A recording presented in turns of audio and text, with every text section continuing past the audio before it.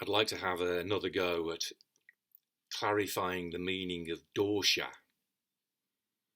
which means faults or harms, in the gold mining metaphor at the end of Saundarananda, Canto 15. There are two verses, 1568 and 1569, at the end of Canto 15, which present a gold mining metaphor which is so useful for understanding the Buddha's overall scheme on how we can abandon dosha, the harms or the faults. And a couple of weeks ago I dived straight into those verses and then realised that I needed to do some groundwork, really, to help people understand the elements of those verses. And I made a video on Friday on dosha and upadhi, dosha harms, upadhi falsity, but it was too long and too rambling, so also too much personal stuff in there. So let's get back to what Asvaghosha is actually talking about,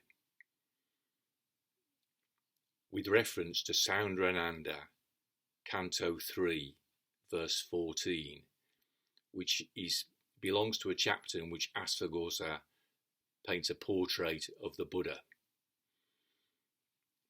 So here's that verse. The reason I want to refer to it is it presents a kind of empty picture of what dosha means.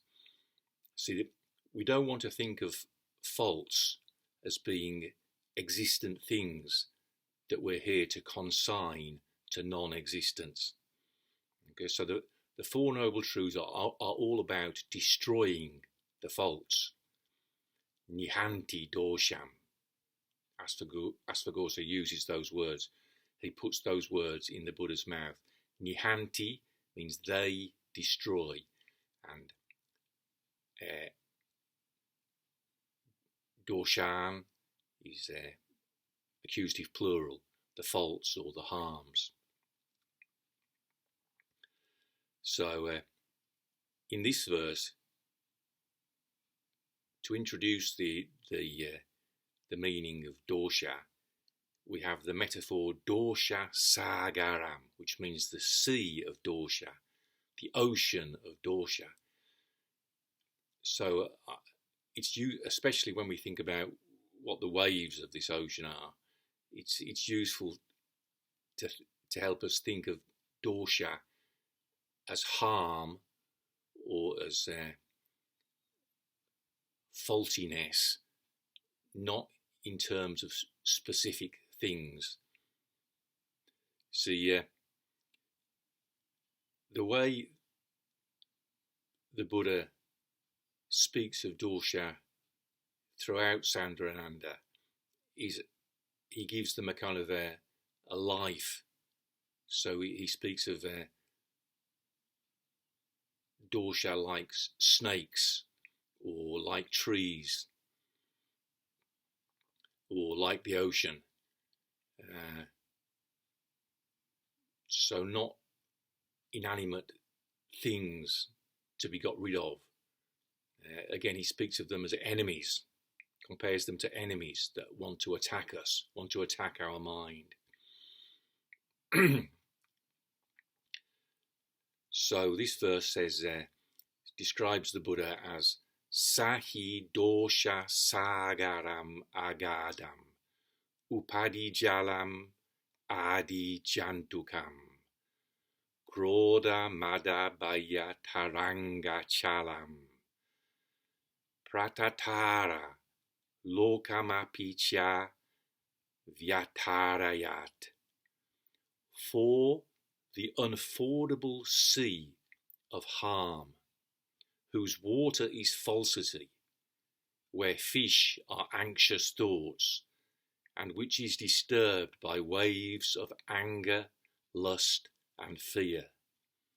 He had crossed, and he ferried the world across too.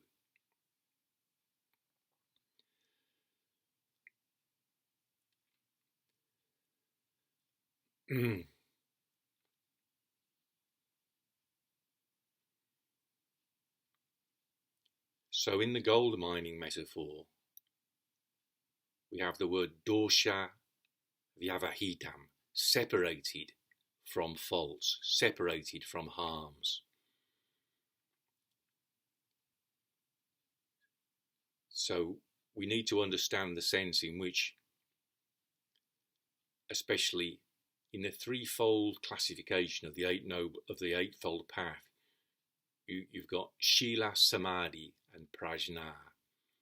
This is what we'll explore in 5 verses in Canto 16, 1634 to 1638. Shila is like preventative, to prevent harms attacking us, to prevent harms attacking the mind. And then samadhi is like a mountain that casts off harms, like the mighty torrents of rivers. But then prajna is understanding, and understanding is what kills, destroys the harms. It destroys them in the sense that if we understand harms as empty happenings, in other words, harms or faults not as separate, self-existent things to be got rid of, but as happenings to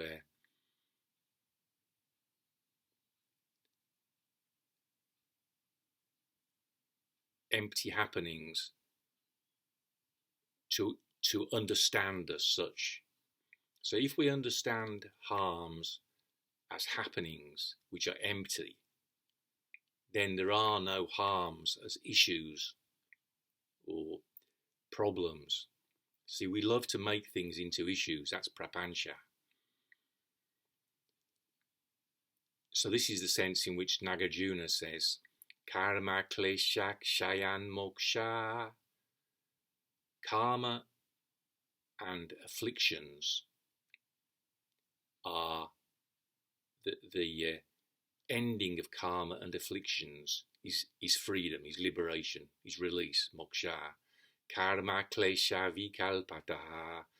Karma and kleśa, karma and afflictions or torments are through vikalpa, they're through imagining, through false conception.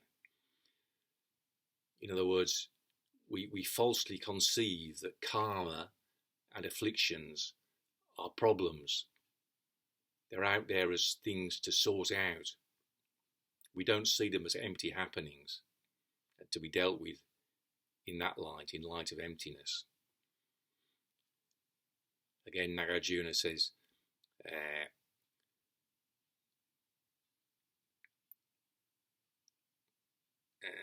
sarvaṃ cha yujyate tasya yasya śūnyatāyāṃ yasya yujyate.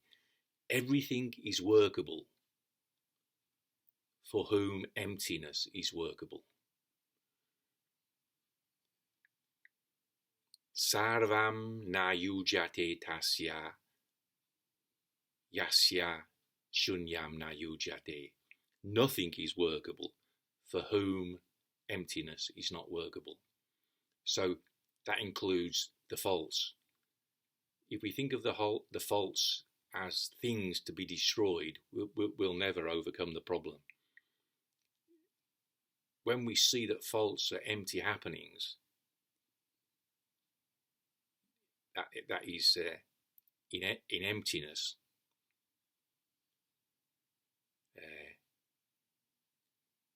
śūnyatāyāṃ nirudhyate, that prapañcā, that turning things into othered objects, that stops. So the ultimate way of destroying faults is to see them as empty happenings. This is the background to this is we'll discuss in Canto 16, 5 verses in Canto 16. Then I realised, in order to lay the groundwork properly for understanding the metaphor, I also have to explain the meaning of the root sham, which means to calm or to end. So twice, at the end of both verses in the gold mining metaphor, Asvaghosha, which is to say the Buddha in Asvaghosha's poetry, speaks of shamayati manaha, which ostensibly means calming the mind. But to understand what sham, the deeper meaning of sham, we need to understand the important Pali word pashambayam, which means, in the Rahula Sutta, it's used in connection with sankara. Pashambayam chitta sankaram, pashambayam kaya sankaram. And in that sense, it doesn't mean calming the fabrication of mind and calming the fabrication of body, or in the proper order, calming the fabrication of body and calming the fabrication of mind. It doesn't mean calming those fabrications. It means ending those fabrications. And it doesn't mean there are fabrications that must be consigned to non-existence. It means you understand what fabricating is in light of emptiness. And that understanding is what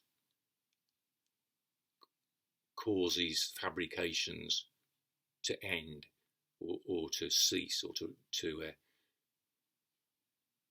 run out of energy, to be exhausted, to drop off. It's related, of course, with Shinjin Datsuraku, dropping off body and mind. It's not that body and mind are two separate things to be sorted out. What we drop off is the false conceptions of a separate body and a separate mind. So, again, without going back to the Rahula Sutta, there's always kind of having to go further and further back to lay the groundwork for understanding. So we need to go back to the Rahula Sutta and really understand the progression in the section on anapanasati, remembering what we want to happen while breathing in and out. What we want to happen is not calming of sanskaras, fabrications, works of conditioning. In that context, prasham doesn't mean to calm anything. It means to stop, to drop off. Drop off is the word. Dropping off the false conception, dropping off the fabrication of. So we have to understand that, the Buddha's use of the verbal root sham in that context. Then we can have a deeper understanding of the gold mining metaphor. He's talking about bhavana, and bhavana means letting happen. We're in the realm of happenings, of empty happenings, not of non-empty, getting rid of stuff. And then finally, because the armour of mindfulness, so-called, the armour of remembering, the armour of thinking, is so crucial in separating the mind from faults, then I also would like to look at 3 verses in Canto 14, where Asvaghosha, or the Buddha in Asvaghosha's poetry, describes smriti varman, the armour of thinking, or the armour of remembering, or the armour of mindfulness. Because it's that armour which prevents the faults, prevents dosha, the harms, from attacking us. It's in the first instance, smriti is instrumental in preventing the faults from attacking us, or for us getting involved with harms in the first place. Okay, so keeping it as short as possible, this verse is important because he describes the Buddha as having crossed over and crossing us over from over doṣa-sāgaram, the sea of harm, the ocean of harm. Sahi doṣa-sāgaram agādham. So agādham means unfordable. We can't walk across it with our feet on solid ground. We have to launch into it or dive into it wholeheartedly. Upadhi-jalam, whose water is falsity. So the whole thing is not true, is false. Ādhi-jantukaṁ, where fish, jantukaṁ, or sea creatures, ādhi means cares or anxious thoughts.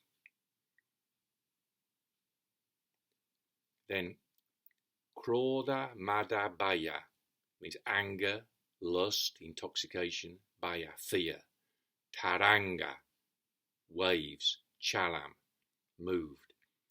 So the sea of harm is moved by waves, or disturbed by waves of anger, lust, and fear.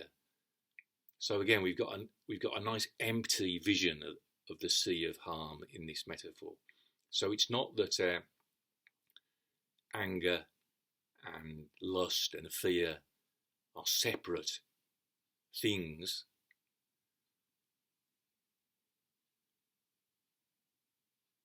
They're like waves on the surface. It's this kind of painting of a picture of the sea of harm, or the ocean of harm, is why I one of the reasons I wanted to translate dosha not as faults but as harm, because harm can be a verb as well as a noun, whereas fault is not can't be used as a verb, and it's the verb which is there in the sense of faults or harms attacking us. Darshayanti, venturing to attack. They venture to attack. That word appears in several verses in connection with dosha. Darshayanti, they venture to attack, like snakes, like enemies. And they can be uprooted like trees. So again, the sense of them as being like living things, that's what we're up against. Not inanimate things to be got rid of, but something active to be prevented and to be seen as empty. And then last line, pratatāra, he crossed over. Lokam and the world, vyatārayat, that's causative, but it's the same verbal root, which is T with a long vowel r. I'm not sure how you pronounce the verbal root tree. So that verbal root means to cross over. He crossed over and he caused others to cross over. Dosa-sāgaram, the empty ocean of harm.